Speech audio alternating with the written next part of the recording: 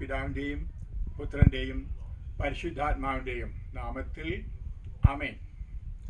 സിംഹം ഗർജിച്ചു. ആരാണ് ഭയപ്പെടാതിരിക്കുക? ദൈവമായ കർത്താവ് സംസാരിച്ചു. ആർക്ക് പ്രവചിക്കാതിരിക്കുവാൻ കഴിയും? ആമോസ് പ്രവാചകൻ 3-ാം അധ്യായം 8 പറയുന്നു. കഴിഞ്ഞ ദിവസങ്ങളിൽ ബഹുമാനപ്പെട്ട സേവ്യർ ഖാൻ വട്ടായിൽ, അതുപോലെ റോയി കണ്ണൻചുര കൊച്ചേട്ടൻ, അതുപോലെ പ്രശസ്ത വചന പ്രഘോഷകരായ മറ്റ് 2 പേരും വചനം പ്രഘോഷിച്ചത് ഞാൻ കേൾക്കുകയുണ്ടായി. അതെ, സന്തോഷ് കരുമാത്തറയും ബാബു ആറുതൊട്ടിയും കേരള സഭയെ തൊട്ടുണർത്തുവാൻ, കാലങ്ങളുടെ ഗതികൾ മനസ്സിലാക്കി, അത് സംഭവിക്കുന്ന സംഭവവികാസങ്ങളുടെ അർത്ഥങ്ങൾ പരിശുദ്ധാത്മാവ് ഗ്രഹിച്ച് കേരളത്തിലെ സഭയ്ക്ക് ഉപദേശങ്ങൾ, മുന്നറിയിപ്പുകൾ, താക്കീതുകൾ ഒക്കെ കൊടുക്കുന്ന തിരുവചനങ്ങളായിരുന്നു.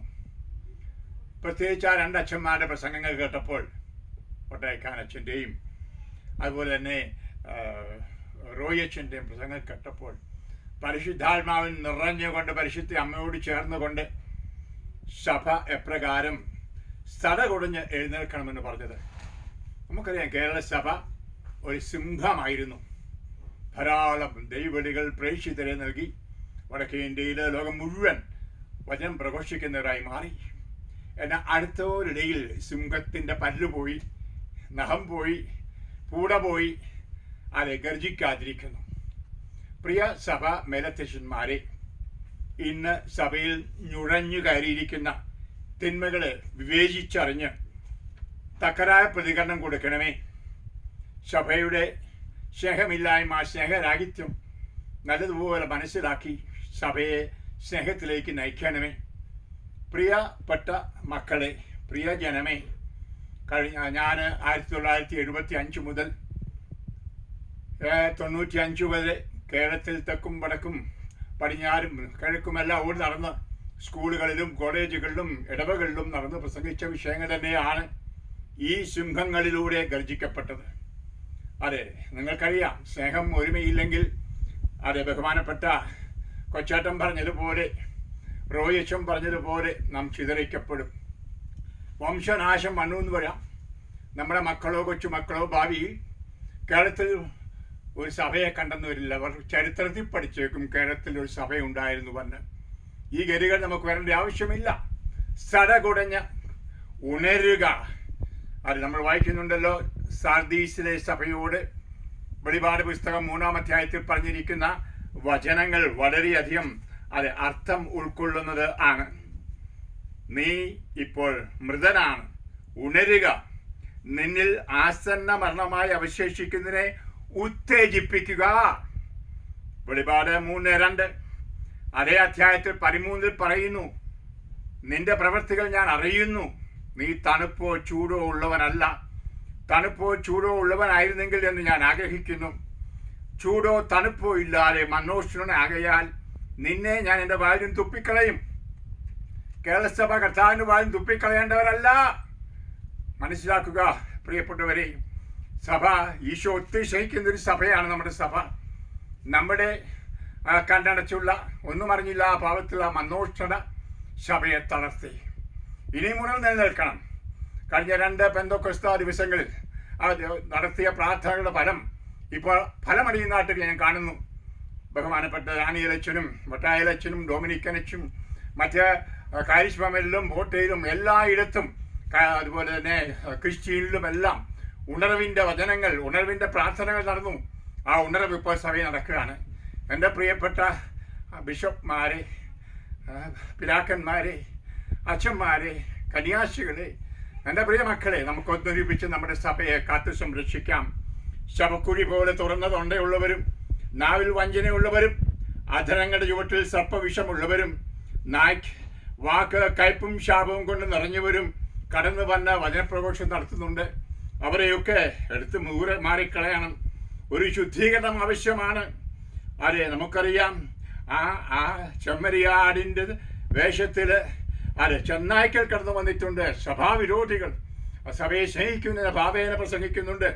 സഭയുടെ നാശവും ക്ലേശവും അവരുടെ പാതകളിലുണ്ട്.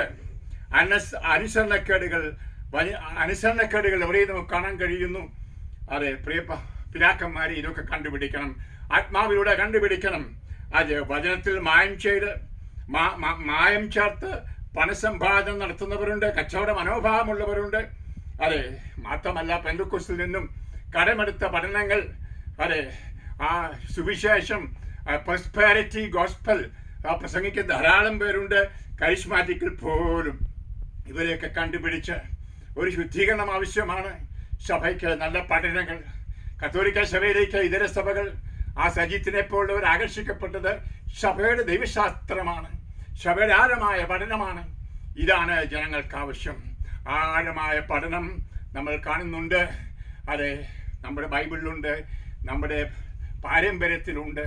നമുക്ക് പിടിച്ചു നിൽക്കാം, ധൈര്യമായി മുന്നോട്ട് പോകാം. ഞാൻ സഭയെ സ്നേഹിക്കുന്നത് കൊണ്ടാണ് സഭാസ്നേഹികളായ റോയച്ചൻ്റെയും അതുപോലെ തന്നെ ബഹുമാനപ്പെട്ട വട്ടായക്കാനച്ചൻ്റെയും ഒക്കെ പ്രസംഗത്തിൽ ആകർഷ്ടനായത്. ഞാൻ എന്നും വിശുദ്ധ കുർബാന സമിതിയിൽ മണിക്കൂറുകൾ പ്രാർത്ഥിക്കുന്നുണ്ട് സഭയുടെ നവീകരണത്തിനായിട്ട്, കേരള സഭയ്ക്ക് വേണ്ടി. ഞാനും കേരള സഭയുടെ സന്താനമാണ്. അതുകൊണ്ടാണ് നമുക്ക് ഒത്തൊരുമിച്ച് വളരാം, ഉണരാം, ഗർജിക്കാം. തിന്മയായതിനെ നമുക്ക് വേണ്ടായിനും വയ്ക്കാം. പൗലോസ് തെസ്സലോനിക്കാർക്ക് ലേഖനം അധ്യായം 5:21 പറയുന്നത് പോലെ നന്മയെ മുറുകെ പിടിക്കാം, തിന്മയെ ഉപേക്ഷിക്കാം. നന്മയും തിന്മയും തമ്മിൽ തിരിച്ചറിയാം. കാലത്തിൻ്റെ ചുവരെഴുത്തുകൾ നമുക്ക് വിവേചിച്ചറിഞ്ഞുകൊണ്ട് യേശുവിനെ നമ്മുടെ തോണിയിൽ, നമ്മുടെ സഭയാകുന്ന തോണിയിൽ കയറ്റിക്കൊണ്ട് മുന്നോട്ട് പോകാം. അവൻ്റെ കാര്യങ്ങൾ നമുക്കുണ്ടായിരിക്കും. പരിശുദ്ധ അമ്മ നമ്മുടെ സഭയെ മടിയിൽ വെച്ചിരിക്കുകയാണ്. തോമാശിഹായും നമുക്ക് വേണ്ടി പ്രാർത്ഥിക്കുന്നു. നമുക്ക് ആ തോമാശിഹായുടെ മുറിവിൽ തൊട്ടതുപോലെ അനുദിനം അവൻ്റെ മുറിവിൽ തൊട്ടുകൊണ്ട് ആ അനുഗ്രഹം പ്രാപിച്ചുകൊണ്ട് സഭയെ പ്രഘോഷിക്കാം. നമുക്ക് ഈ ലോകത്തിൽ ജീവനായിട്ട്, ഈ ലോകത്തിൻ്റെ വെളിച്ചമായിട്ട് പ്രകാശിക്കാം. അത് നമുക്കെല്ലാവർക്കും കൊടുക്കാം. ഒരുമയിൽ പോകാം. ബഹുമാനപ്പെട്ട അച്ഛൻ്റെ വാക്ക് ഞാനിപ്പോൾ ഓർക്കുകയാണ്. കേരള സഭയെ ഒറ്റയ്ക്ക് കൊണ്ടുപോകണമോ ഒന്നിച്ചു കൊണ്ടുപോകണമോ?